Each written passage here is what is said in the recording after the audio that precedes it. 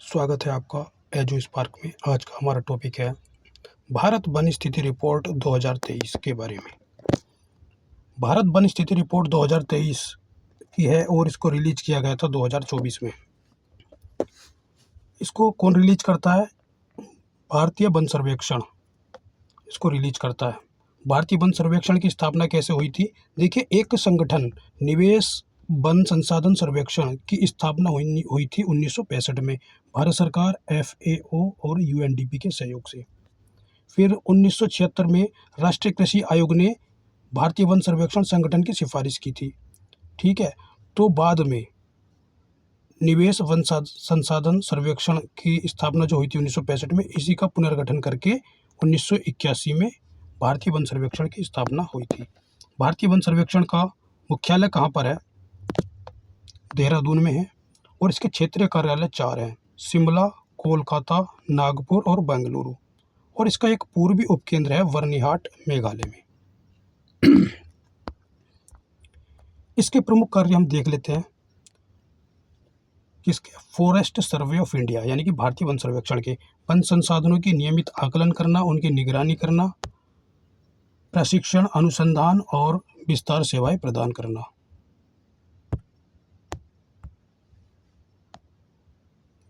और यह भारत वन स्थिति रिपोर्ट जारी करता है हर 2 साल में और यह पर्यावरण मंत्रालय के अधीन कार्यरत है। और यह जो रिपोर्ट जारी की गई है 2023 की, यह 18वां संस्करण है, 18वीं रिपोर्ट है। ठीक है जी। अब हम बात अगर करें इसके प्रमुख आंकड़ों की, इससे संबंधित सभी आंकड़े बहुत ही महत्वपूर्ण है और सभी परीक्षाओं या फिर IAS हो या फिर PCS हो या कोई अन्य परीक्षा हो, सभी के लिए महत्वपूर्ण होते हैं। तो इसमें 2 चीज़ होती है, एक तो होती है वन आवरण और एक होता है वृक्ष आवरण। तो सबसे पहले हम वन आवरण की बात करते हैं। तो वन आवरण है भारत में 7,15,343 वर्ग किलोमीटर, जो कि भारत के कुल भौगोलिक क्षेत्र का 21.76% है। और वृक्ष आवरण की बात हम करें तो 1,12,014 वर्ग किलोमीटर है, जो कि भारत के कुल क्षेत्रफल का 3.41% है। ठीक है जी। अब वन आवरण और वृक्ष आवरण दोनों को मिला दिया जाए तो कुल हरित आवरण कितना हो गया है? 8,27,357 वर्ग किलोमीटर इन दोनों को जोड़ने पर प्राप्त हुआ है। ठीक है, और कुल प्रतिशत कितना हो गया? इन दोनों को जोड़ देंगे तो कितना हुआ? 25.17%। ठीक है जी। ये बहुत ही सीधा सीधा पूछ लिया जाता है, इसलिए इसको पता होना जरूरी है। अब पिछली रिपोर्ट कब जारी की गई थी? 2021 में जारी की गई थी। ये कौन सी रिपोर्ट है? ये रिपोर्ट है 2023 की। ठीक है जी।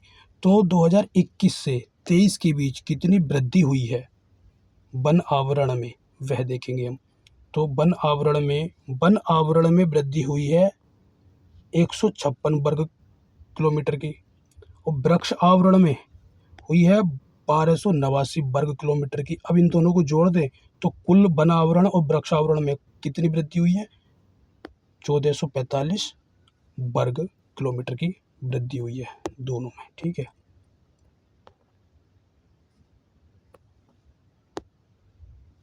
अब राज्य पूछ लेंगे। ये तो हमने देखा कुल कितने क्षेत्रफल में वृद्धि हुई है। तो इस क्षेत्रफल में सबसे ज़्यादा वृद्धि कहाँ पर हुई है? तो इसमें सबसे ज़्यादा वन आवरण और वृक्ष आवरण दोनों की बात हम कर रहे हैं। छत्तीसगढ़ में सबसे ज़्यादा वृद्धि हुई है 684 वर्ग किलोमीटर की। उसके बाद में उत्तर प्रदेश की है, फिर ओडिशा और फिर राजस्थान, इनमें सबसे ज़्यादा वृद्धि हुई है। अब ये हम बात कर रहे थे वन और वृक्ष आवरण में हुई वृद्धि, और अब हम बात करें केवल वन आवरण में वृद्धि, तो वह हुई है सबसे ज़्यादा मिजोरम में 242 किलोमीटर, फिर गुजरात में, फिर ओडिशा में। ठीक है। केवल वन आवरण में शीर्ष 5 राज्य अगर हम देख लें तो मध्य प्रदेश, कमी की बात हम कर रहे हैं, कमी, अभी हमने देखा था वृद्धि। ठीक है, अब बात करें हम कमी की, तो सबसे ज़्यादा कमी हुई है मध्य प्रदेश में 612 किलोमीटर, फिर कर्नाटक में और फिर लद्दाख में कमी हुई है। ठीक है जी। हमने वृद्धि देख ली है और कमी देख ली है। ठीक है जी। अब क्या देखना बाकी रह गया हमारा? वन आवरण में क्षेत्रफल के अनुसार शीर्ष राज्य कौन कौन से हैं? ठीक है जी। तो वनावरण में पहले नंबर पर है मध्य प्रदेश। सबसे ज़्यादा वन कहाँ पर है? मध्य प्रदेश में है। कितने वर्ग किलोमीटर में? 77,073 वर्ग किलोमीटर में। दूसरे नंबर पर आता है अरुणाचल प्रदेश 65,882।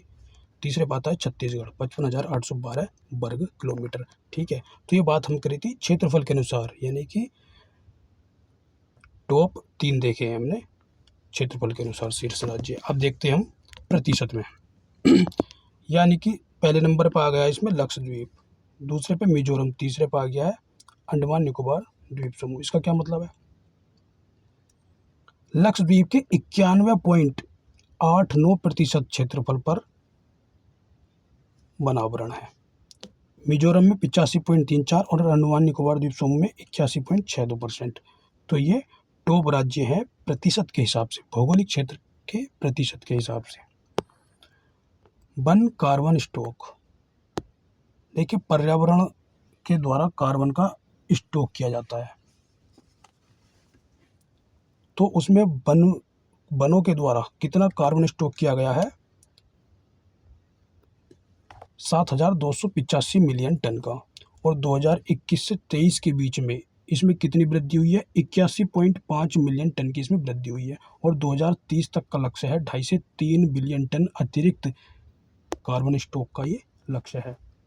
और अब तक क्या उपलब्धि है? 2.29 बिलियन टन का कार्बन स्टॉक हो चुका है। कार्बन स्टॉक की हम बात कर रहे हैं, तो अब हम टॉप राज्य भी देख लेते हैं कि कार्बन स्टॉक करने में पहले नंबर पर कौन सा है। तो वह है अरुणाचल प्रदेश, मध्य प्रदेश और छत्तीसगढ़। जाहिर सी बात है, जहाँ पर ज़्यादा वन होंगे वहीं पर ज़्यादा कार्बन स्टॉक होगा वनों के द्वारा। तो इसमें पहले स्थान पर है अरुणाचल प्रदेश 1021 मिलियन टन, दूसरे मध्य प्रदेश, फिर आता है छत्तीसगढ़। ठीक है जी। अब बात आती है मैंग्रोव की, यह भी पूछ लिया जाता है। तो मैंग्रोव भारत में कुल कितना मैंग्रोव कवर है? तो 4,992 वर्ग किलोमीटर में मैंग्रोव है। और 2021 से और अब की रिपोर्ट जो 2023 की है, ये तुलना करें तो इसमें मैंग्रोव के क्षेत्रफल में कमी आई है। कितनी कमी आई है? 7.43 वर्ग किलोमीटर की कमी आई है। ठीक है जी। वृद्धि कहाँ पर हुई है? मैंग्रोव में वृद्धि हुई है आंध्र प्रदेश में 13 वर्ग किलोमीटर की और महाराष्ट्र में 12.39 वर्ग किलोमीटर की वृद्धि हुई है। और कमी कहाँ पर हुई है? कमी हुई है भाई साहब गुजरात में, बहुत ज़्यादा कमी हुई है मैंग्रोव कवर में, 36.39 वर्ग किलोमीटर की कमी हुई है। बांस क्षेत्रफल की हम बात करें तो बांस क्षेत्रफल भी बढ़ा है 2021 की तुलना में। कितना बढ़ा है? 5,192 वर्ग किलोमीटर बांस का क्षेत्रफल बढ़ा है। और कितना हो गया है ये? 1,54,671 वर्ग किलोमीटर हो चुका है। ठीक है जी। वन अग्नियाँ बात करें कि किस राज्य में ज़्यादा वनों में आग लगी है, तो सबसे ज़्यादा आग लगी है वनों में उत्तराखंड में, फिर आता है उड़ीसा का नंबर, फिर आता है छत्तीसगढ़ का नंबर। ठीक है जी। अब बात हम करते हैं, देखिए जो वन नीति है उसमें ये कहा गया है कि 33% जो है वन आवरण होना चाहिए।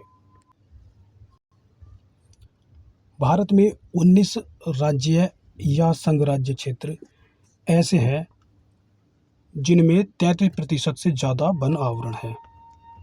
ठीक है जी। 19 में से तो 8 ऐसे हैं जिसमें 75% से ज़्यादा वन आवरण है। ये 8 कौन से हैं? मिजोरम, अधिकतर ये पूर्वोत्तर भारत के हैं। मिजोरम है, लक्षद्वीप, अंडमान निकोबार, अरुणाचल प्रदेश, नागालैंड, मेघालय, त्रिपुरा, मणिपुर। ठीक है जी। आज हमने देखा भारत वन स्थिति रिपोर्ट 2023 और इसका एक एक फैक्ट बहुत महत्वपूर्ण है परीक्षा के लिए। IAS, PCS, रेलवे सभी परीक्षाओं के लिए बहुत ही महत्वपूर्ण है, इसलिए इसको परीक्षा से पहले याद करके ही जाना है।